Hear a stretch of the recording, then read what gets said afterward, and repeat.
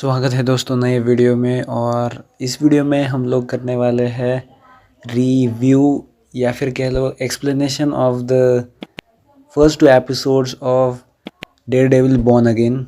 तो भाई मैंने इस डेयरडेविल नेटफ्लिक्स की सीरीज़ के जो भी 3 सीजन्स थे वो पूरे देखे हैं विद डिफेंडर्स, और मुझे ये तीनों सीजन्स बहुत ज़्यादा पसंद आए। I like the script writing of whole this Daredevil stuff. Episode 1 की शुरुआत होती है उसी न्यूयॉर्क की स्ट्रीट से जहाँ पे सीज़न 3 में फॉगी और डेयरडेविल यानी कि मैट मर्डॉक ने उनके नए ऑफिस को खोला है।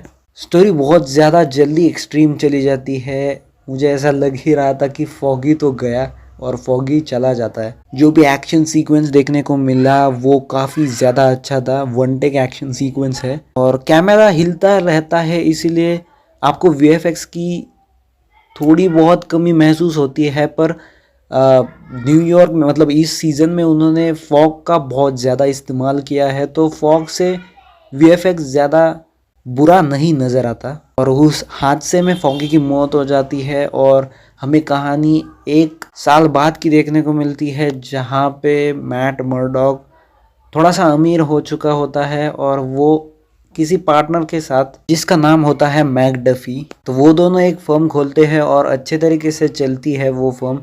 और इसी के साथ हमारे डेयरडेविल यानी कि मैट मर्डॉक की मुलाकात होती है एक थेरेपिस्ट से जिसका नाम है हीथर ग्लेन।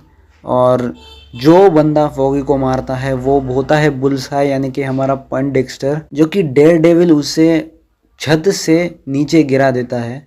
तो उसी की कोर्ट में सुनवाई होती है और उसे 11 मर्डर्स के लिए उम्र कैद की सज़ा होती है शायद। फिर वहाँ पे कैरन पेज आती है और वो भी मैट से बात नहीं करती ज़्यादा और वो भी चली जाती है। फिर मैट को पता चलता है विल्सन फिस्क फिर से मेयर बनने की तैयारी में है और वो उसे मिलने जाता है। और उन दोनों का जो कॉन्वर्सेशन होता है वो काफ़ी ज़्यादा एंगेजिंग लगा।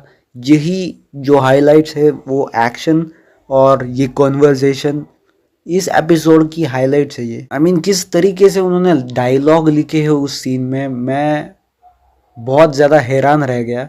It was really very good. मुझे बहुत ज़्यादा एक्साइटमेंट हो रहा था कि भाई दोनों क्या ही बोलेंगे एक दूसरे को। तो दोनों भी एक चीज़ के लिए कॉम्प्रोमाइज़ करते हैं। विल्सन फिस्क अपने बुरे कामों को पीछे छोड़ देता है और मैट मर्डॉक अपने विजिलेंट यानी कि डेयरडेविल के अवतार को भी 1 साल पीछे छोड़ देता है जब फॉगी की डेथ हो जाती है। वो दोनों एक दूसरे को कन्फ्रंट करते हैं और कहते हैं कि हद में रहो। अगर कुछ कांड हो गए तो भाई दोनों भी आउट ऑफ फॉर्म यानी कि आउट ऑफ लिमिट हो जाएंगे।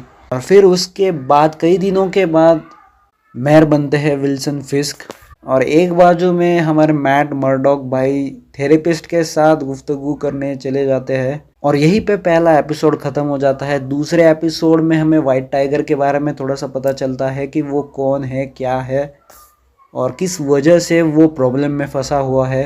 मैं इन शॉर्ट बताने वाला हूँ क्योंकि वीडियो बहुत ज़्यादा लंबा होगा और मुझे एडिटिंग में बहुत ज़्यादा मेहनत करनी पड़ेगी, एक तो टाइम भी नहीं है मेरे पास। तो शॉर्ट में समझाऊँ तो जो वाइट टाइगर होता है वो किसी प्रॉब्लम में फंस जाता है और मैट मर्डॉक एक लॉयर बन के उसकी मदद करता है। उसी के केस में हमें पूरा एपिसोड देखने को मिलता है कि विटनेस को पकड़ना होता है, कौन झूठ बोल रहा है कौन सच बोल रहा है वही पता चलता है। और दूसरे तरफ विल्सन फिस्क एक उसी थेरेपिस्ट के पास जाते हैं वेनेसा को लेके। उनके जो भी मिसअंडरस्टैंडिंग या फिर कह लो कुछ प्यार के रिलेटेड ही थेरेपी लेनी थी उन दोनों को। और मैट मर्डॉक उस विटनेस को ढूंढने के लिए जाता है और उसे फिर से अपना साम दाम दंड भेद अपनाना पड़ता है और फिर से वो मारता है। उसने प्रॉमिस किया था कि वो डेयरडेविल बनना या फिर कह लो विजिलेंटी बनना छोड़ देगा 1 साल पहले, और फिर से वो वही चीज़ें दोहरा रहा है। तो उसे बहुत ज़्यादा फ्रस्ट्रेशन होती है और इसी के साथ ये एपिसोड ख़त्म होता है और एक्साइटमेंट रहती है कि आगे क्या होगा, उस विटनेस का क्या होगा, वाइट टाइगर का क्या होगा, वेनेसा और विल्सन फिस्क का क्या होगा। पनिशर को नहीं दिखाया है 2 एपिसोड्स में। अगले एपिसोड में मुझे ऐसा लगता है कि ज़रूर दिखाएंगे। और लास्ट में जब मैट मर्डॉक उन दोनों लोगों को मारता है, तब एक के हाथ पे पनिशर का टैटू होता है, तो क्या पनिशर का उस चीज़ में हाथ होता है, ये देखना बहुत ज़्यादा इंटरेस्टिंग होगा। और मुझे काफ़ी ज़्यादा पसंद आए ये दोनों भी एपिसोड्स। और एक्शन के लिए तो भाई मैं पूरा एक्साइटेड हूँ। जो लास्ट वाला एक्शन सीक्वेंस है, वो हड्डियाँ टूटना, दांत और खून बाहर आना, भाई मज़ा है। वो जो फॉगी का डेथ वाला सीन है, वो आप थोड़ा सा ज़्यादा इमोशनल कर सकते थे, और भी इमोशनल हो सकता था, क्योंकि भाई आपने उस कैरेक्टर को 3 सीजन्स दिए हैं और ऐसे ही आपने उसे मारा है, तो उस कैरेक्टर के लिए थोड़ा सा बुरा लगता है।